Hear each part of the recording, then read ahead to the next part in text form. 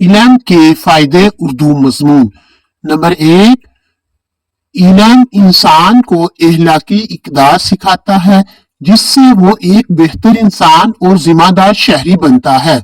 Number 2, इलम इंसान को शऊर और आगाही फराहम करता है जिससे वो अपने हकूक़ व फ़राइज़ को बेहतर तरीके से समझ सकता है।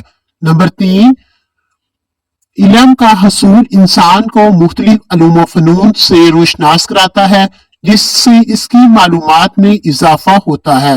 नंबर 4, तालीम से इंसान के अंदर खुद एतमादी पैदा होती है जिससे वो जिंदगी की मुश्किलात का मुकाबला करने के काबिल होता है।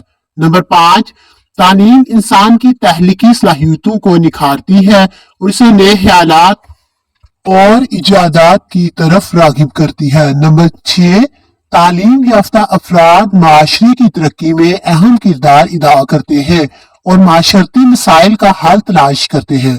नंबर 7, तालीम याफ्ता अफराद सेहत के बारे में ज्यादा आगाह होते हैं और सेहतमंद जिंदगी गुजारते हैं। नंबर 8, तालीम इंसान को बेहतर रोजगार के मौके फराहम करती है जिससे इसकी माशी हालत बेहतर होती है।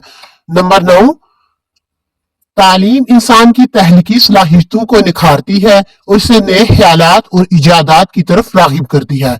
नंबर 10, इल्म इंसान को रूहानी तरक्की की राह दिखाता है और इसे जिंदगी के मकसद की तरफ रहनुमाई करता है।